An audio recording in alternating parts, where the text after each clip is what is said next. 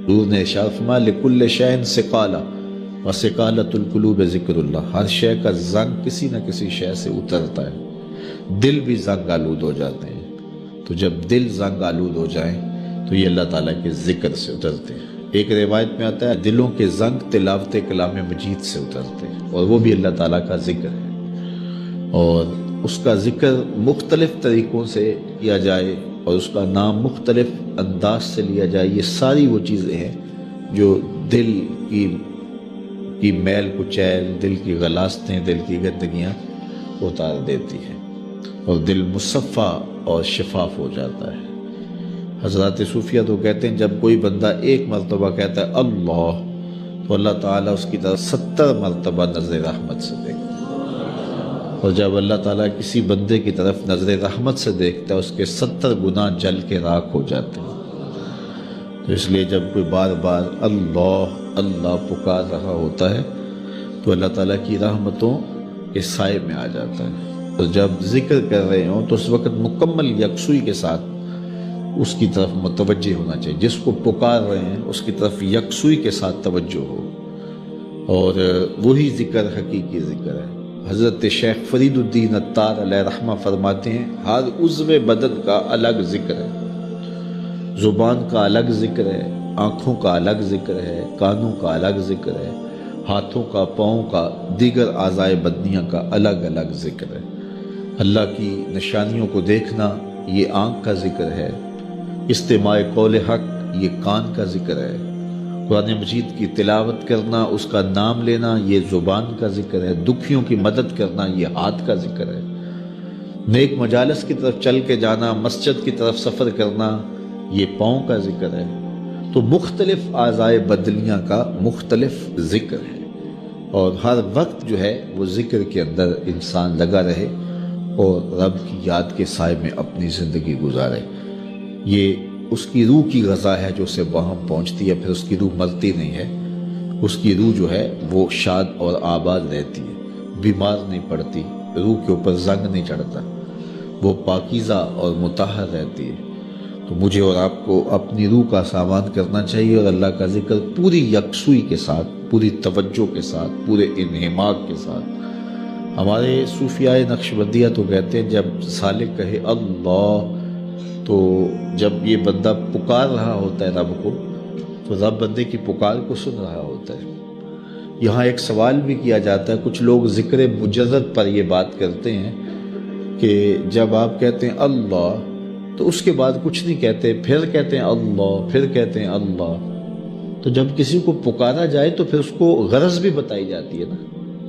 آپ مجھے آواز دیں، میرا نام لے کے، تو میں متوجہ ہو جاؤں گا آپ کی طرف، تو پھر آپ مجھے کچھ کہیں گے نا کہ جناب ہم آپ کے پاس آئے ہیں ٹائم لینے کے لیے یا کوئی اور غرض کے لیے، کسی اور مقصد کے لیے، تو وہ آپ غرض بتائیں گے مجھے۔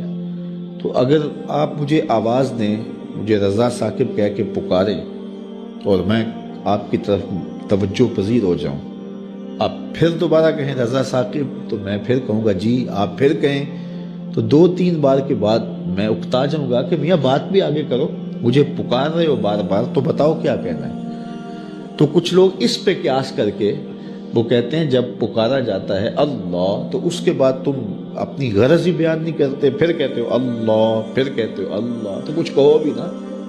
تو ہم اس کا جواب یہ دیتے ہیں کہ میں اس لیے پوچھتا ہوں کہ میاں کس لیے مجھے آواز دی ہے مجھے پتہ نہیں، اس لیے میں پوچھتا ہوں۔ لیکن جب بیٹا، بچہ ماں کو کہتا ہے امی، تو ماں کو پتہ ہوتا ہے اسے دودھ چاہیے، سردی لگ رہی ہے اسے لحاف چاہیے، اس نے واش روم میں جانا ہے، اس کی کیا ضرورت ہے۔ ماں کو پتر کی ضروریات کا پتہ ہوتا ہے، بیٹے نے صرف اتنا کہنا ہوتا ہے امی، آگے امی کو پتہ ہے اس کو کیا دینا ہے۔ تو بندے کا رب کو پتہ ہے اس کو چاہیے کیا، بندہ کہتا ہے اللہ، رب کو پتہ ہے میرے بندے کو کیا چاہیے۔ اے دلوں کو پھیرنے والے، میرے دل کو اپنے دین پہ ثابت رکھنا۔ ام المومنین رضی اللہ تعالیٰ عنہ فرماتی ہیں کہ میں نے حضور علیہ السلام سے پوچھا کہ حضور اسلام لانے کے بعد بھی اس کی ضرورت ہے کہ یہ اللہ کی بارگاہ میں عرض کریں؟ تو آقا کریم نے ارشاد فرمایا کہ دل رحمان کی 2 انگلیوں کے درمیان ہے، وہ جس طرف چاہے پلٹ دے، بے نیاز ہے تو اس لیے ہر وقت اس سے مانگنا چاہیے اللہ میرا دل سلامت رہے، دین پر قائم رہے، ورنہ ہم دیکھتے ہیں کتنے لوگ ہیں بظاہر اچھے ہوتے ہیں لیکن انجام بخیر نہیں ہوتا۔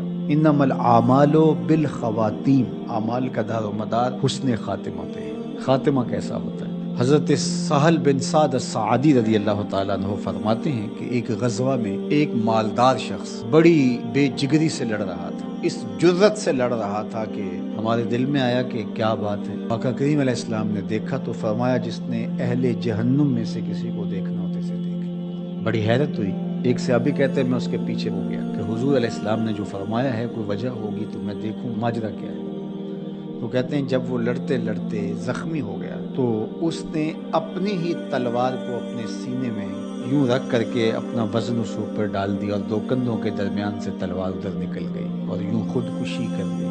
تو کہا کہ بندہ ساری زندگی نیکیاں کرتا ہے، لکھا ہوا غالب آ جاتا ہے اور پھر آخر اچھا نہیں اس کا ہے۔ اور کتنے ایسے لوگ ہیں کہ جن کا ماضی بہت بھیانک اور برا تھا لیکن آخر ٹھیک ہو جاتا ہے۔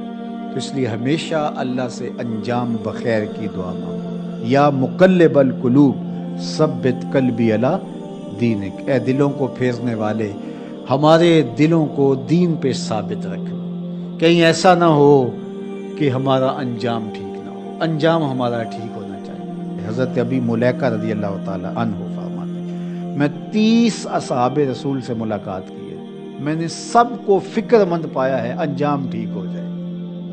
جنہوں نے اپنی آنکھوں سے حضور کو دیکھا وہ بھی ڈر رہے ہمارا انجام ٹھیک ہو جائے۔ رنگا رنگ سہیلیاں پرن کڑے، پر پریا اسدا جانیے جسدا توڑ چڑھے۔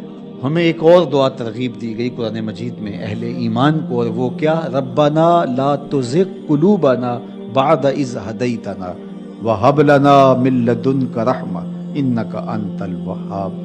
اے اللہ ہمارے دلوں کو سیدھا کر دینے کے بعد دوبارہ ٹیڑھا نہ کرنا۔ یہ دل سیدھے ہیں تو سیدھے ہی رہیں، یہ کبھی دوبارہ ٹیڑھے نہ ہوں۔ یہ نرم ہیں تو نرم ہی رہے، کہیں پتھر نہ ہو جائے۔ ایمان کے نور سے جگمگا رہے ہیں اللہ، یہ جگمگاتے ہی رہیں، کہیں دوبارہ ان میں ظلمتیں نہ آ جائیں۔ لا تزغ قلوبنا بعد اذ ہدیتنا، ہمارے دلوں کو سیدھا کر دینے کے بعد دوبارہ ٹیڑھا نہ کر دینا۔